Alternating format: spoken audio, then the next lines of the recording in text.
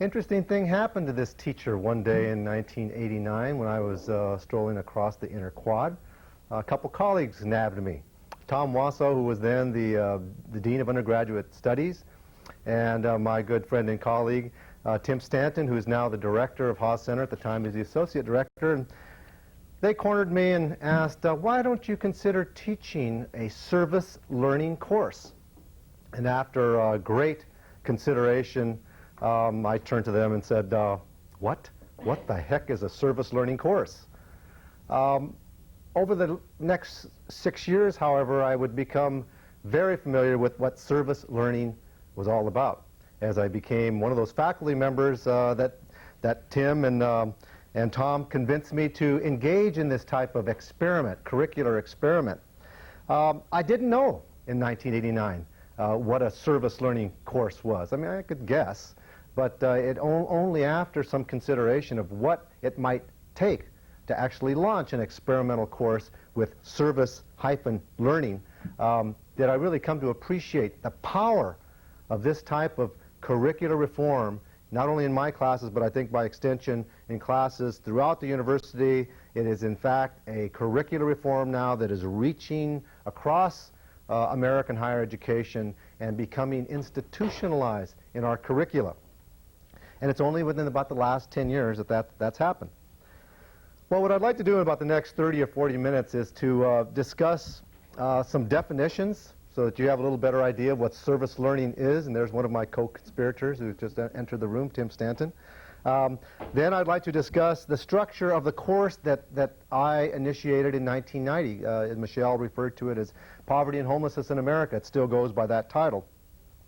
Subsequently, I'd like to talk about the prospects, the very good beneficial things that can happen in a service learning course based on my experience, but also some of the downside, because you're dealing with some things that are unknowns and some issues that are going to arise in this type of curricular context that faculty simply will never experience or very rarely experience in most of the courses they teach at Stanford or elsewhere. Then I want to give voice to the students, because these are the prime movers in this course. These are the people that go through this experience of combining the service and the learning. I'm really kind of the moderator. I'm not the teacher per se, because I'm learning along with them. Every year I teach this course, I'm learning as much as I am teaching about the literature which I require them to read.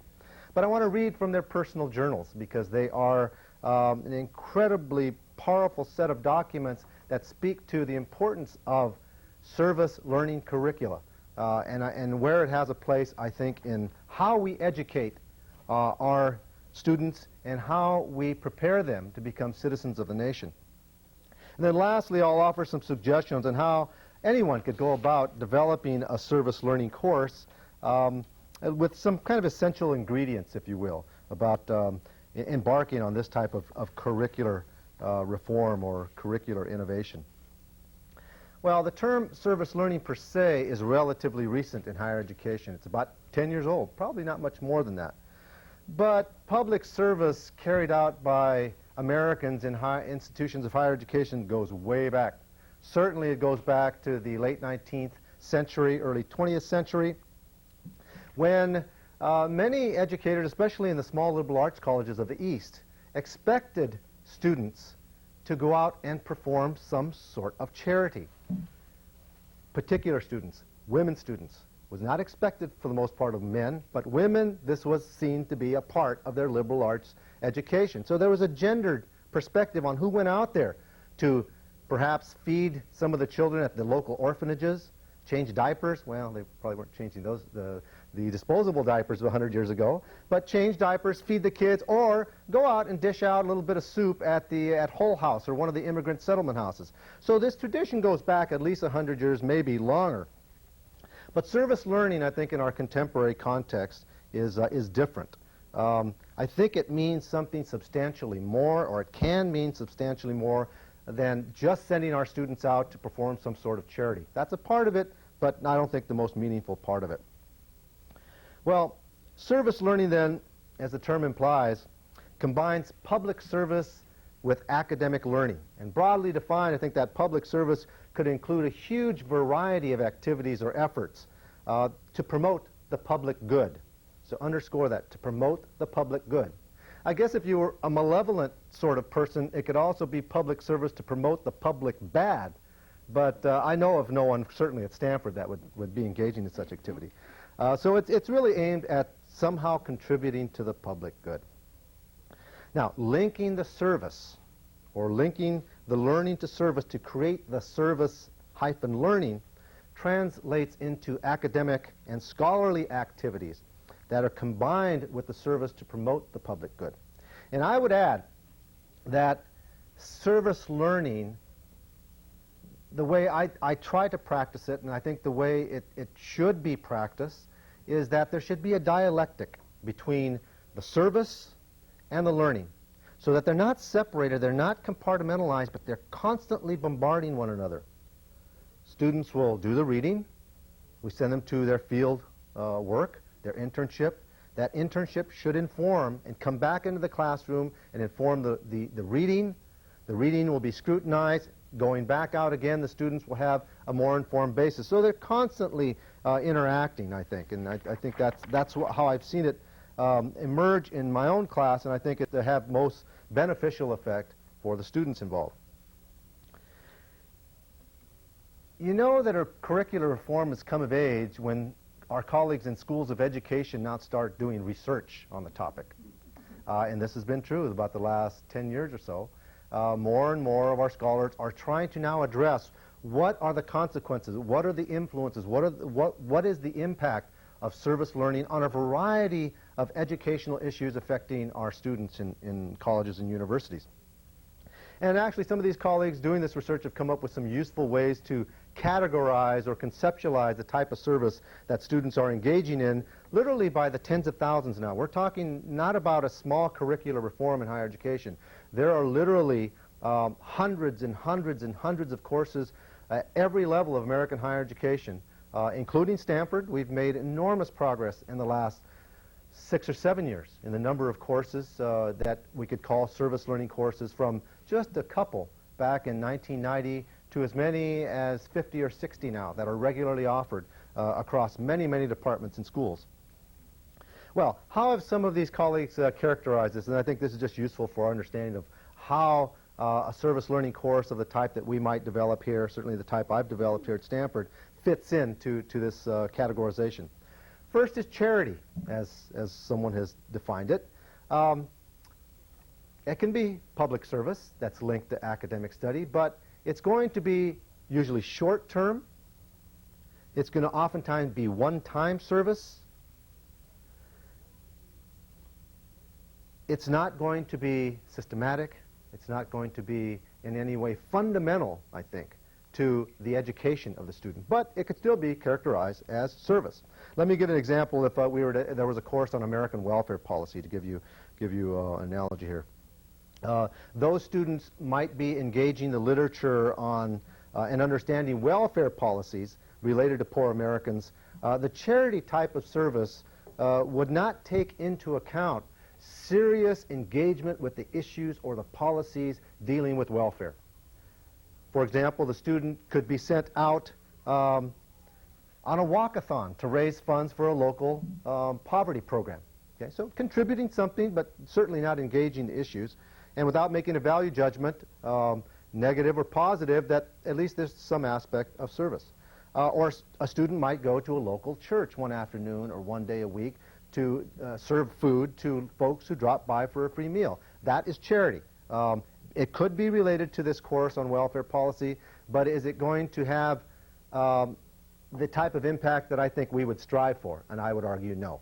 Is it good? Yeah, we could probably say it contributes something to the public good. How much so would have to be argued. Now, the next category that people have offered as a way to look at public service and service learning is what someone termed project. Now, as opposed to charity, project requires a substantial commitment of time and energy on a more regular basis. It can be short-term, but it can also be long-run. But more importantly, project type of service learning includes an objective or a desired goal. So there's something in which you're striving to reach some objective. There's some outcome that you want to attain. But importantly for us in the classroom, it's truly a serious engagement with the literature. So again, I'll take the idea, the example of a course on welfare policy. Well, before your student would go out into, let's say, an internship with some nonprofit organization or a government agency that's dealing with welfare reform, that person would absolutely have to have a solid foundation in that literature, to know the policies, to be familiar with a variety of interdisciplinary research that grounds that analysis, that understanding of then going out in that internship and understanding what's going on in an agency. So it has to be that dialectic that I was suggesting before. It has to be both. It has to be intensive. It has to be serious. It has to be a real commitment. And here's where I think most of our courses fit into this idea of project.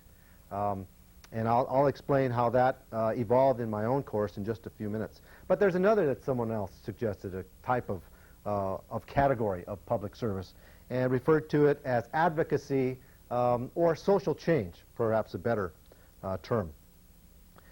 This type of service is yet another leap forward beyond project because it seeks to address and resolve the root issues, the core problems, and the social conditions, political conditions, whatever it might be. It requires an even more serious effort, a more long-time commitment, oftentimes a career. I've seen this happen as well.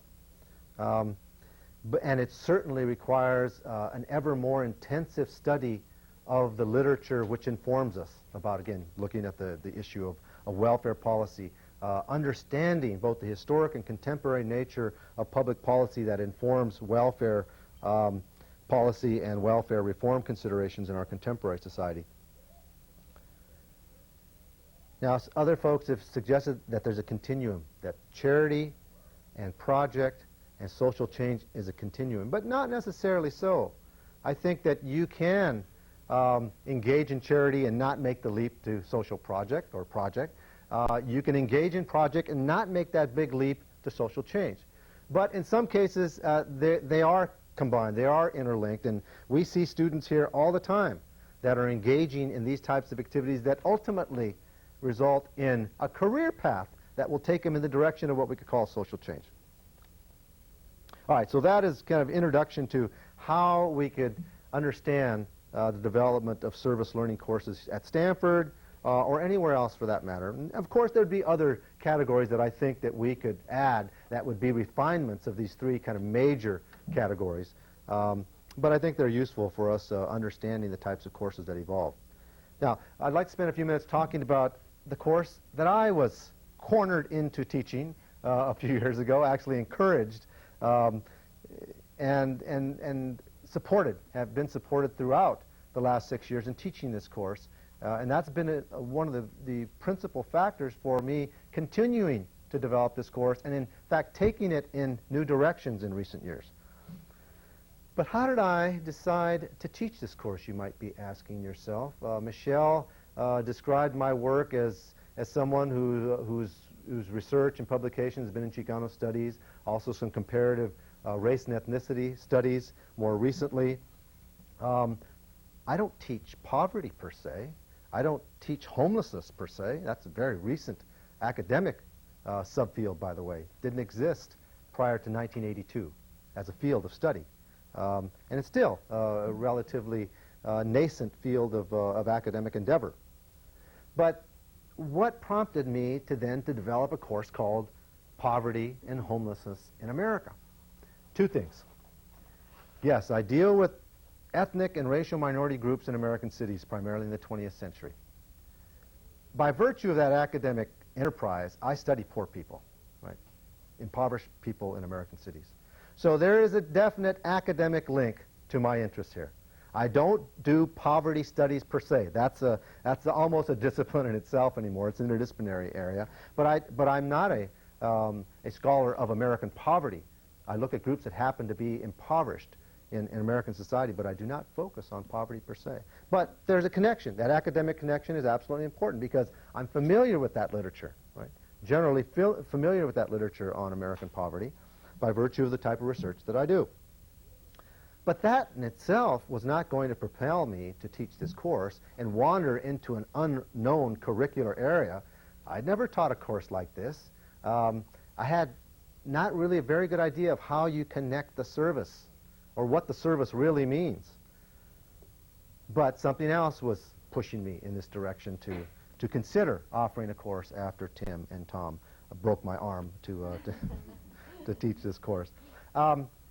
In 1984, as a resident of Menlo Park, which is adjacent to the university here, and I've been a resident here ever since of Menlo Park ever since I started at Stanford.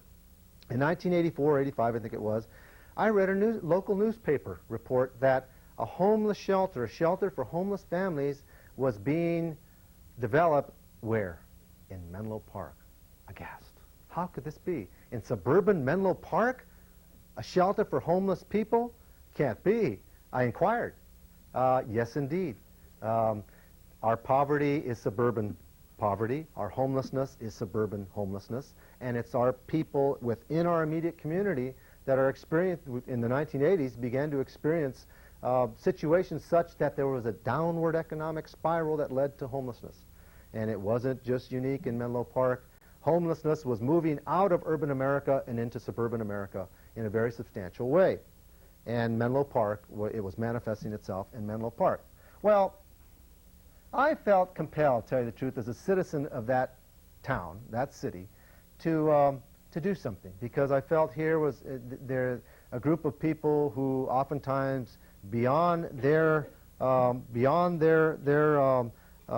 fault were experiencing some traumatic things in their lives, and here was a shelter that was attempting to open it up in Menlo Park with, I should mention, enormous resistance from local city officials and residents of the community.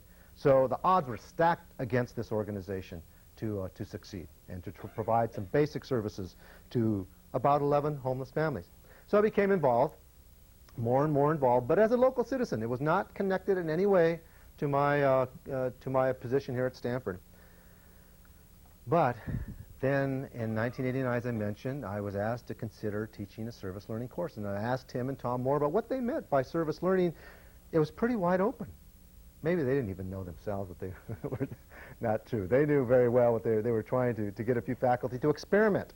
And that's what it was. It was fundamentally an experiment. And it was okay with Tim and Tom. If we tried something, give it a shot. See if it worked for you as an instructor, for the students as people engaged in the public service connected to the academic learning. So for me, it was a one-shot deal in 1990, 91. I was going to try this. I'd never had experience with it. I'd give it a shot. If it didn't succeed, well, it didn't succeed.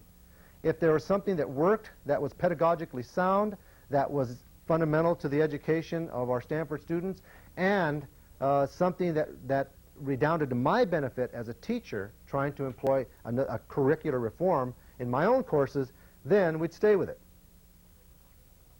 So, in other words, what prompted me to do it is some academic interest here on the question of poor people, and then a responsibility as a citizen of this nation. Right? Those things came together in a powerful way for me to leap into this unknown territory. All right, let me just spend a few minutes talking about the structure of the course, so you know how this experiment unfolded. Clearly, we had to start from the academic foundation. I mean, what good Stanford professor would not ask his or her students to have that threshold of knowledge? And in this area, it really had to be interdisciplinary, because poverty studies and the emerging study of homelessness is really interdisciplinary. And it actually makes me, as a historian, take a back seat. The historians are not on the forefront of studies on homelessness, believe me. They are now beginning to write studies about historical dimensions of homelessness, but it's sociologists, it's policymakers, and social commentators that were providing the best material. So anthropological literature, sociological literature, psychological literature, educational research materials, and social commentary literature, and history embedded in the curriculum. I decided, and I'm not sure quite why I decided this early on, there needed to be two components. And it had to be different from other courses that I taught or would think about teaching a new course. That is, typically in a small group course, and this was a small group course, you would have one weekly session of 2, maybe 3 hours. But I knew, given some experiences doing public service myself, that there had to be a different structure. Yes, we had to have them fundamentally grasp the literature and talk and engage the required literature. Tuesdays was for that. So I segmented Tuesday for that discussion of literature. But then we had to have Thursday, so it was a two-session class. Thursday was time for us to get back together again and to see how this experiment is unfolding for them and for me. That is, to bring that experience back from the shelters in which they were interns, have it reflected in group discussion, so the entire group is grappling with some of the issues, and I'll give you some insight into those issues when I read the student journals, because believe me, they're profound. But to have these two separate structures to allow that reflection, because the reflection in service learning is absolutely fundamental. You cannot engage service learning without allowing that opportunity for students to be able to reflect, engage, think about what they've experienced out there in the field as they bring it back to the classroom. And though I tried wholeheartedly to protect that required reading Tuesday section, they kept on trying to bring in the internship experience into the required reading. It was okay as long as they stayed with the required reading. But that dialectic that I mentioned earlier, it has a power of its own. And though I tried to structure two separate class sessions, they were continually bombarding one another. But the point is, you must give that student room and space to share with himself or herself and the group what's going on in this internship experience. For the vast majority of them, it's the first time they've ever stepped into a situation like this. And again, I'll read from the student journals and you'll get firsthand some of the impact of that experience. Then there's something else. Totally novice in this. I had to start structuring an internship experience for them out there. Now, I had some of the folks at the Haas Center who were helpful, but it really meant that I was going to have to go out there first and establish the contacts. Luckily, because of the work that I was doing at the Menlo Park Family Living Center, which is now called Haven Family House in Menlo Park, I did have connections with the Santa Clara agency that was the largest shelter providing agency in Santa Clara County. And the Emergency Housing Consortium of Santa Clara was then the agency in which the students in the class, and there are 14 to 15 of them each year, would go out to a variety of shelters.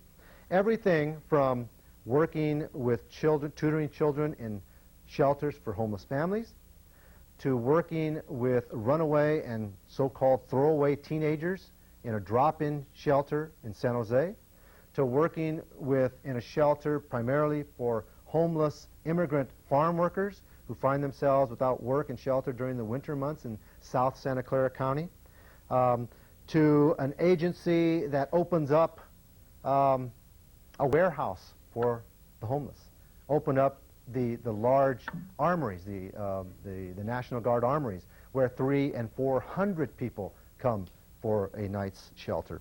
So, in other words, a variety of experiences in which students could elect to go to a particular shelter. And we've tried to keep the variety of those experiences for students alive each year. Students had to make a big commitment.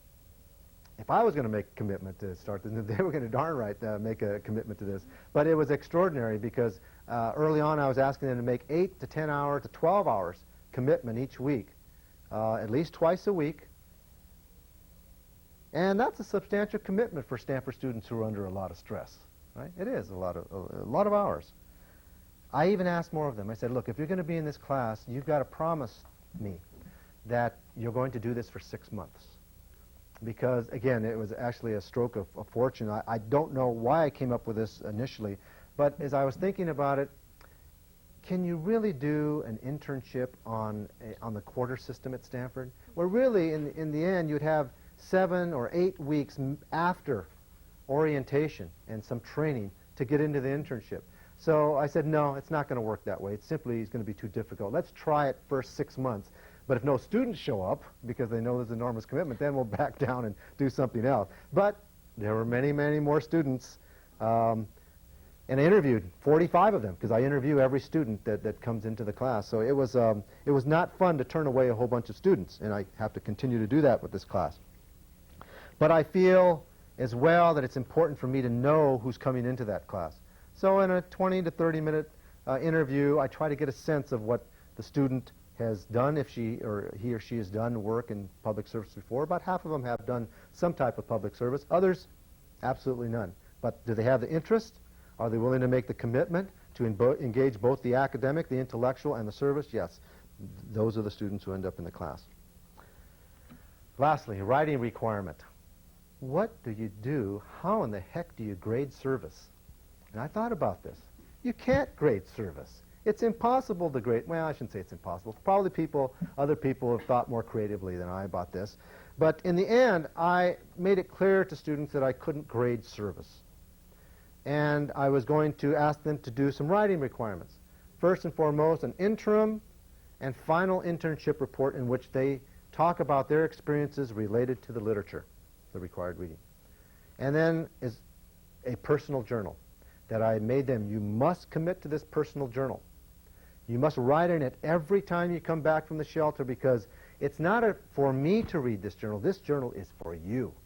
It's to capture at that time your sentiments, your attitudes, your reflections, and it's going to be a very personal statement about the journey in which they are engaging for 5 to 6 months.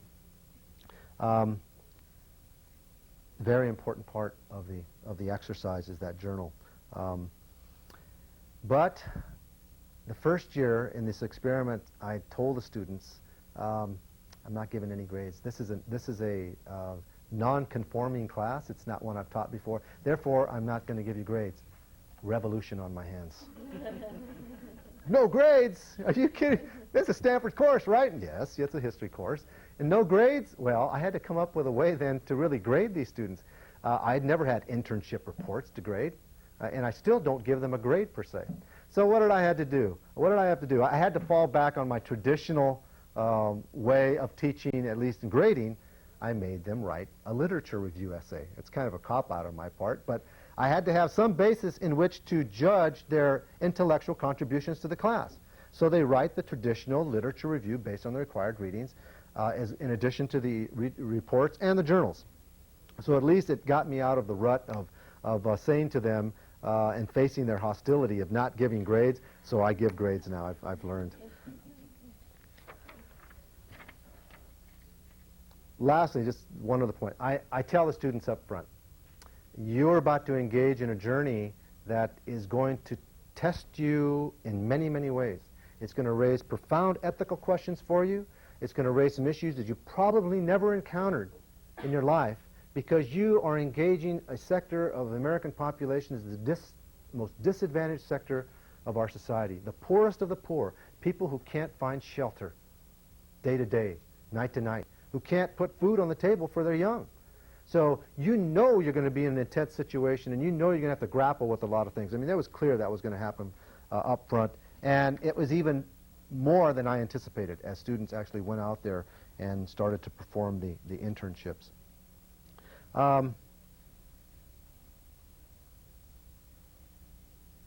Why do I keep on offering this class? It requires more time than any of my other classes. It's intense, both for the students and for me. It requires additional resources. So there's all kinds of things that suggest maybe faculty out there shouldn't even get into this. But let me tell you something. If you want to invigorate the classroom with an intensity that you probably will never experience in your teaching, if you can successfully make that connection between the learning and the service and bring them together, you have a dynamism that certainly in my 22 years of teaching at Stanford, I've not seen equaled outside of this class. So for me as a teacher and as a learner, I'm learning every time I teach this course. But it's a context in which the combination of service and learning works. It allows the students to grapple with the literature after they engage in the internship in a way that none of my other students engage the literature without having that service component. And it's not that I'm trying to provide service learning components in every one of my courses. I can't, quite frankly. But clearly this course is unique in the ability of students to engage the literature and use the literature as a basis then to really understand what's going on in the real world. And then through that experience of being in that world outside Stanford, bringing it back into the classroom and questioning oftentimes that literature by our social scientists. Typical example, gee, that social science policy stuff's really devoid of the human dimension. Or it can be that contesting the literature. What such and such author said about homeless people simply doesn't work when I'm out there working with those runaway teens. Or I talked with a fellow at the Armory last night, and he gave me his personal experience, and believe me, it doesn't conform to what Michael Katz or someone else was telling me about homelessness. So it's that dialectic that's really important. In other cases, that which they read is confirmed when they go out there in the internship, when they talk about, for example, the spiral of economic downward spiral when some type of trauma or crisis happens in a family's life and they can't control it and they spin downward and they find themselves in the shelter. Well, poverty studies tell us a lot about that economic downturn. So it clearly brings a dimension of discussion, of engagement with the literature that makes teaching an absolute joy. Again, sometimes I sit back and the students run the course, and I'm merely the moderator. Yes, I try to steer them in the directions I think they need to, and especially when we talk about the required reading, but the level of engagement, the level of commitment that is inspired by the public service is really what drives the invigoration. They grapple with some incredibly perplexing issues, right? Some things that tug at the heartstrings, things that raise some profound questions about our society, disparities in our society. It makes them confront the literature in many respects on this score as well, but it makes them confront their role as citizens. Right? What are the things we want to do when we just don't want to fill the heads of our students in my discipline with history?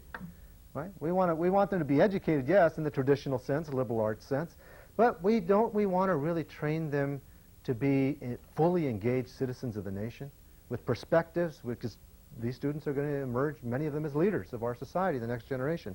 Don't we want to provide an arena of their education that is broader than our traditional liberal arts education? And here's where I think public service learning becomes a very important tool.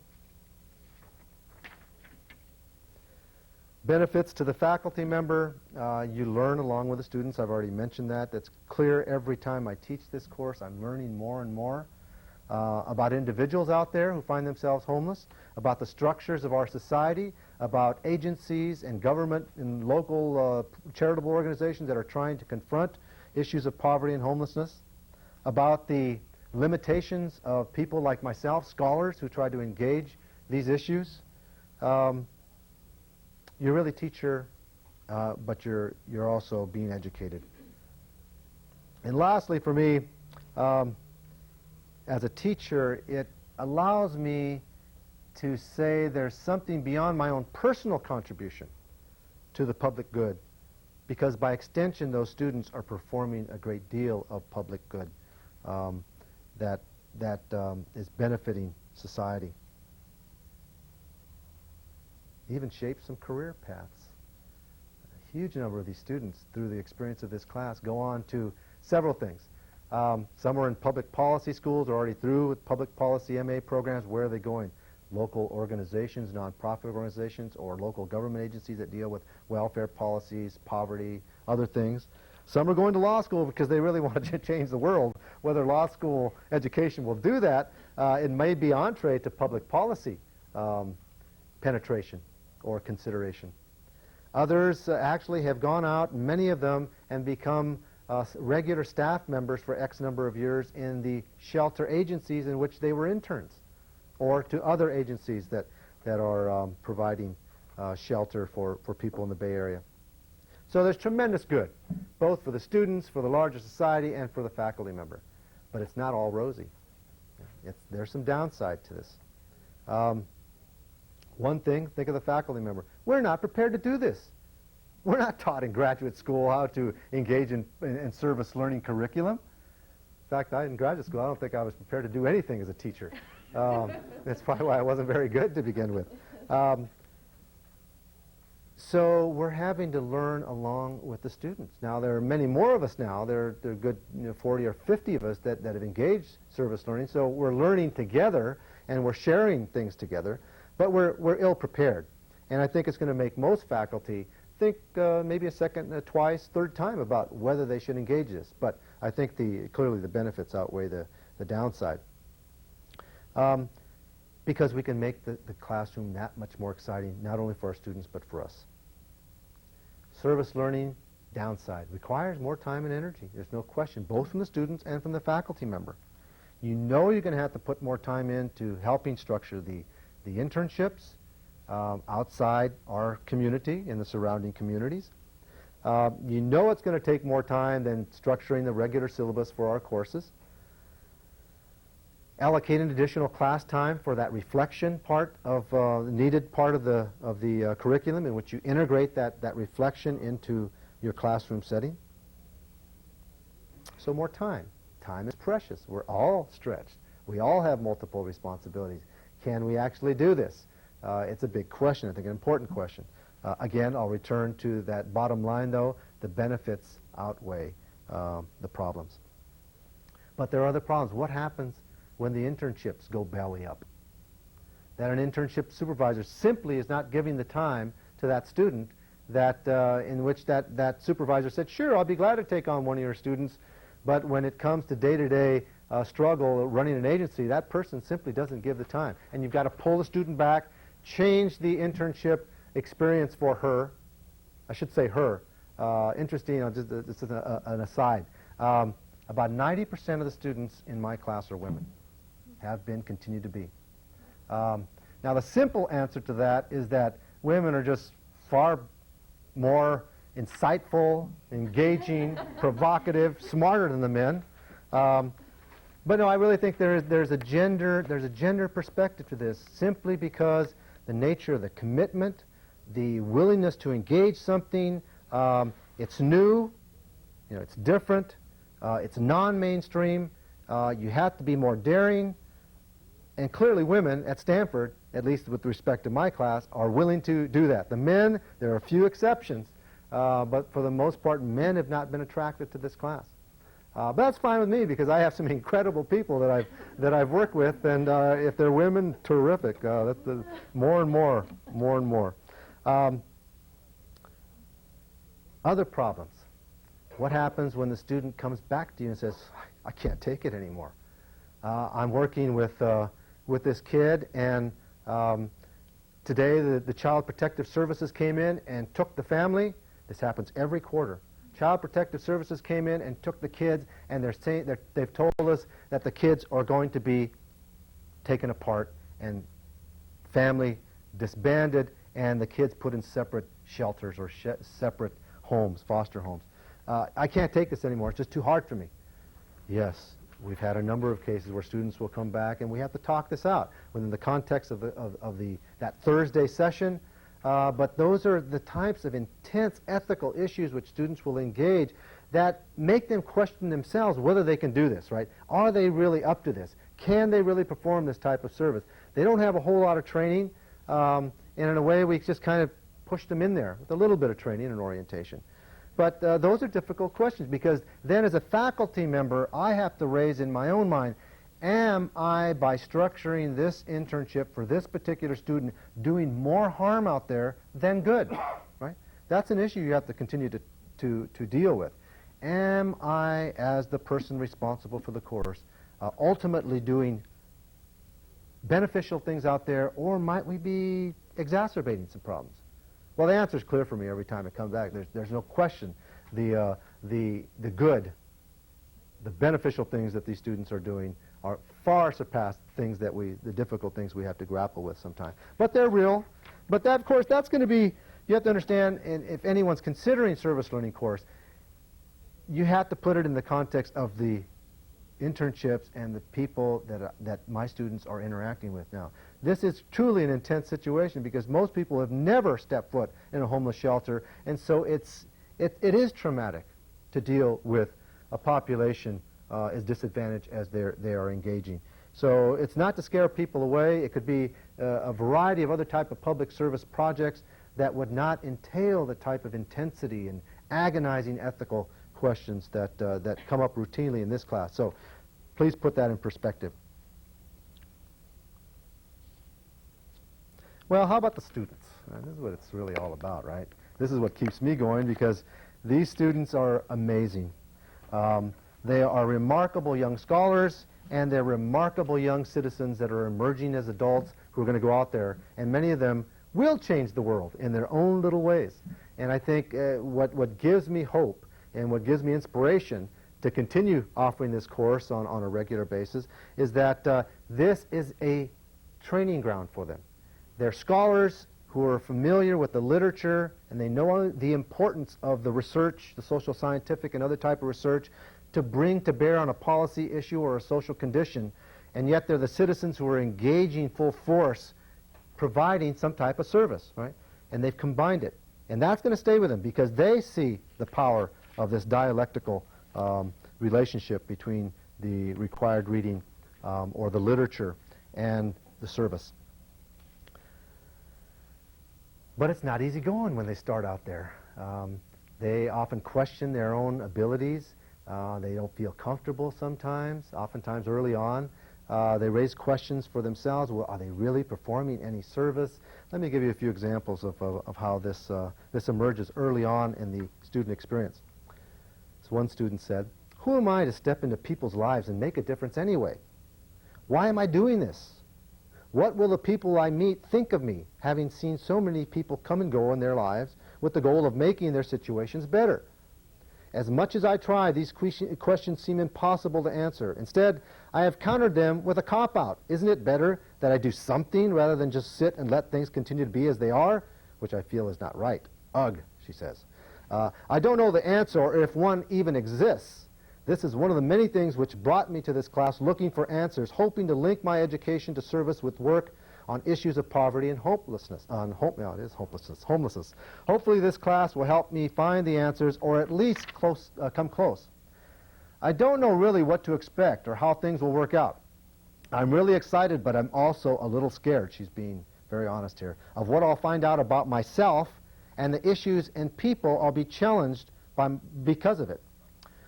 What I do know is that things aren't right the way they are, and they don't seem to be that way. And I can't just let this situation continue without doing something about it. I really can't. Okay, I'm ready now. She's getting, she's talking to herself now. Remember, this is the journal, so she's talking to herself. She's trying to get her confidence up. Okay, I'm ready now. I don't know what difference I'm going to make or how I could possibly measure it, but somehow I'm going to do it. She crosses her fingers in a quick prayer. She puts this in parentheses. I feel I can do it. Something's going to happen. So, she's embarking on a new journey, right? With a lot of trepidation, but with a lot of hope as well. There's another student. I guess I really don't know what to expect. Everything other people have said about the class and the internship experience implies it will be some type of big revelation or epiphany. But then I worry that I'm going to be building it up and ultimately be disappointed. I guess the point is that it will be a doubtlessly gradual experience no matter what the experience is. So I should just sit back and not worry about it. Not that I am meaning to imply passivity in any way, because that is exactly what I'm taking this class to get away from. Even just reading the home-based report, one of the required readings, on homelessness and learning about the millions of short-sighted policies which our society creates makes me angry at the people around me in the dorms. Do they realize that many of the people serving them food probably don't have health insurance? This is constant in the journal entries. They're questioning their own role in society, the people around them. Stanford University really is always embedded in this because the transition from shelter to Stanford is not an easy one for them. No, she says, they only have time to complain about how shitty and expensive the food is. And then their politics all revolve around some sense of entitlement that they are the chosen ones, and that all they have to do is blank around until 3 in the morning. This is probably for family hour showing. Playing expensive games on their expensive computers. Not that I don't understand this in some way as well, because I think that one of the important things on going on in this internship is the appreciation of the human condition, that people are affected by their environment, and therefore that the students here are in many ways as much a product of a screwed up society as those who are getting screwed by it. But it really makes me wonder what they attribute as their sense of purpose. Again, this is kind of this introspective and commentary that students often go through. A couple more on this theme. As I embark on my extraordinary journey into the real world of human poverty and homelessness, many thoughts spring to mind. How will I act toward people so different from myself? Are they so different from myself? I mean, she's posing the question, are they really different from me? What if they are just like you and me? Fear of knowing and facing our similarities may be the most frightening aspect of this whole experience. In readings thus far, I'm struck with the thought, could I become homeless too? According to the home-based report, many homeless people were once employed. So this is something they engage in, right? They're seeing people who break down all the stereotypes, or many of the stereotypes of the bag lady or the person begging for food or money on our streets. These are average Americans who happen to be in crisis. And this is often a part of their general response. Let me continue. The fact is disturbing, since many people like myself live paycheck to paycheck. I feel hesitant to begin my journey. Somehow I just know I'm going to see life in a different way after my experience. Will I be so disgusted with our country and its treatment of poor people that I will be too outraged to help? Or will I be moved to change the world, or just a piece of it? Perhaps I may even feel the problems are so overwhelming that that for any one individual to tackle and help is futile.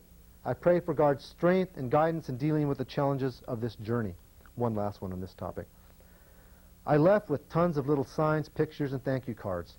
I was elated but completely exhausted. I felt like I had just finished running a marathon or something. But I felt so good about what we had done, it didn't matter how much energy it took.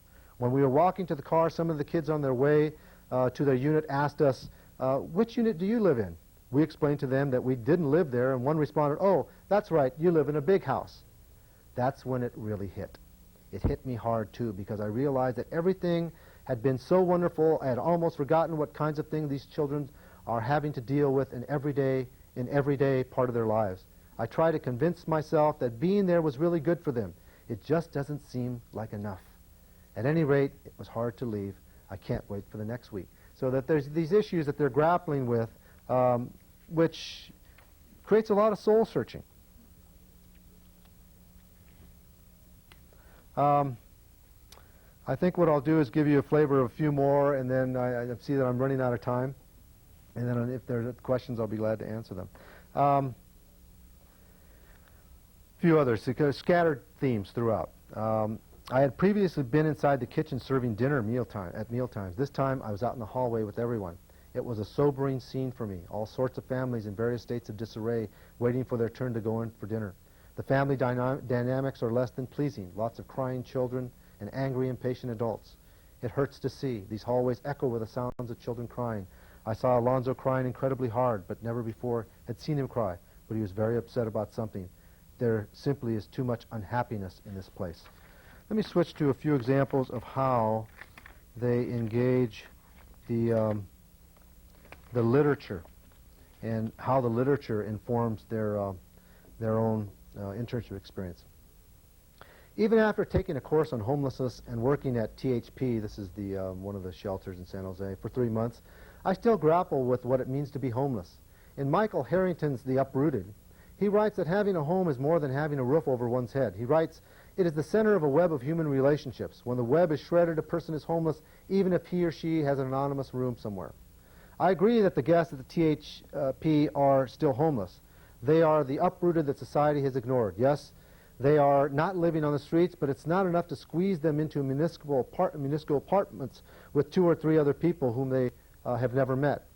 If the THP was a real home, the guests would have privacy and some more independence. At least they would be treated like adults. At THP, I have seen the precariousness of which Harrington writes.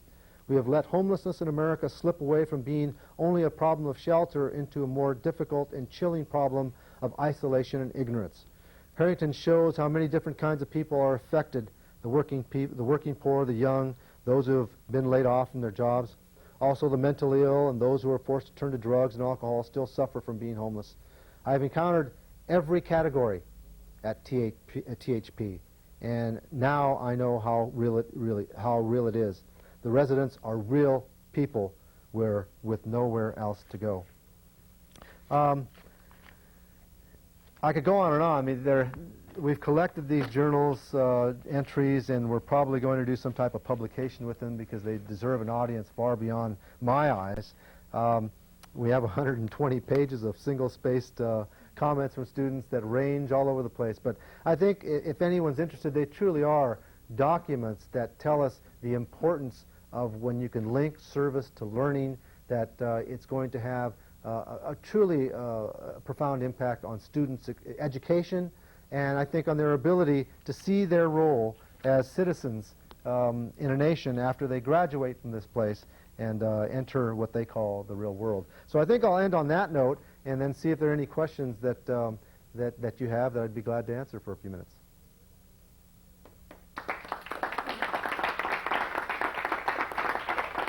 Thank you.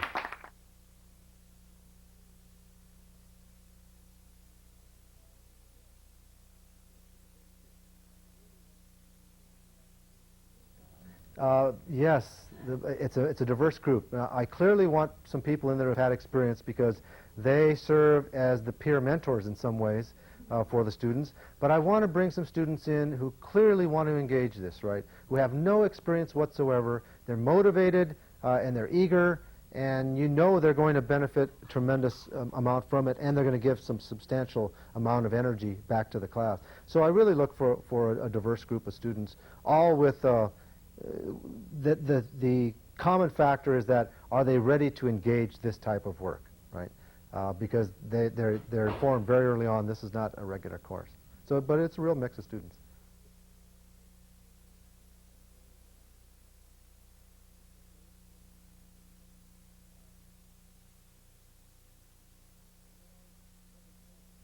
Yeah, good question.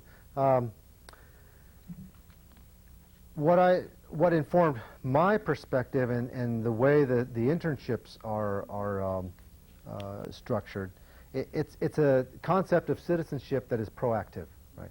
Proactive.